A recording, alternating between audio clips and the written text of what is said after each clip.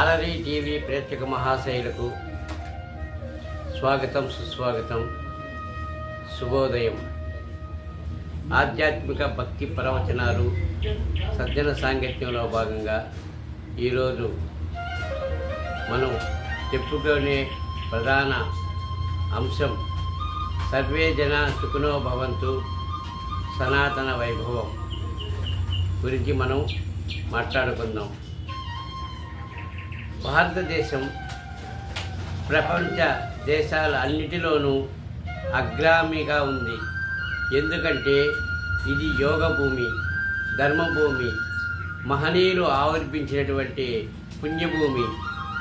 ఎందరెందరో అవతార పురుషులు, అవధూతలు, ఋషులు, మహర్షులు ఈ భారతదేశం నేలపై జన్మని తీసుకొని ఈ భారతదేశాన్ని పవిత్రంగా దీన్ని తీర్చిదిద్దారు. ప్రపంచ దేశాలలో మేటిగా శాంతియుత భారతదేశంగా, వసుదైక కుటుంబంగా ఈ భారతదేశం నేడు అలరారుతుంది. ఇది మన సనాతన ధర్మం, మన జాతి గుండె చప్పుడు. మనం ఎంతో పవిత్రులం. సనాతన ధర్మము హిందూ భారతీయ సంస్కృతి సంప్రదాయాలలో అగ్రగామిగా వెలుగొందుతుంది. ఇక్కడ జన్మించిన ప్రతి ఒక్కరూ పూర్వజన్మ సుకృతము కారణంగానే భారతదేశంలో జన్మ తీసుకుంటున్నారు. మనము ఏ దేశంతోనూ యుద్ధానికి పోము, కత్తి దూయము. మనం శాంతియుతంగానే మనం ఉంటాం. ఒకరిని చూసి ఓరలేనితనం మనకు లేదు. ఒకరి ఆస్తులను, ఒకరి ఆయుధాలను కొల్లగొట్టం. శాంతియుతంగా ఉంటాం. మన ధర్మం సనాతన ధర్మం.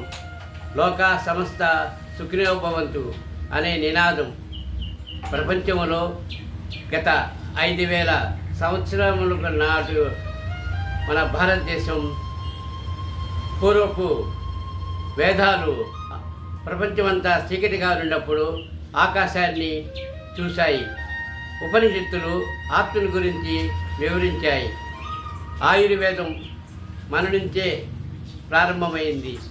ప్రపంచం నలువైపుల నుంచి ఎంతోమంది విద్యార్థులు నలంద తక్షశిల విశ్వవిద్యాలయాల్లో విద్యను అభ్యసించారు. వేదాలకు పుట్టినిల్లు మన భారతదేశం. నేడు జూన్ 27వ తారీఖున ప్రపంచ యోగా దినోత్సవం. ప్రపంచమంతా మన వైపు, భారతదేశం వైపు చూస్తోంది. భారతదేశం యొక్క శాంతియుత సహజీవనం, ప్రజాజీవన విధానాన్ని గుర్తిస్తుంది. టెక్నాలజీలోనూ సైన్స్ పరంగానూ భారతదేశం నేటి యువతరం ఎంతో ముందుకు పోతుంది.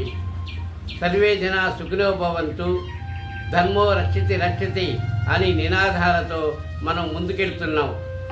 రానున్న 25 సంవత్సరాలలో మనం అత్యున్నతమైనటువంటి స్థాయిలో వెలుగొందుతాం.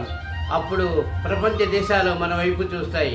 యుద్ధం వద్దు, యోగా ముద్దు అనే స్థాయికి మనం ఎదుగుతాం. ఇక్కడ అనేక దేవాలయాలు, విభిన్న సంస్కృతులు కలిగిన ఈ భారతదేశంలో హిందుత్వం విరాజిల్లుతుంది. విశ్వమాన విజేతగా మన భారతదేశం సహనము, ఓర్పు, శాంతియుతంతో మనము ఉంటాం. అందుకే మనం అన్ని దేశాల కంటే మిన్నగా ఉంటాం. ఇది ఋషి సంప్రదాయము. ఋషులు మనకు అందించిన విజ్ఞానం.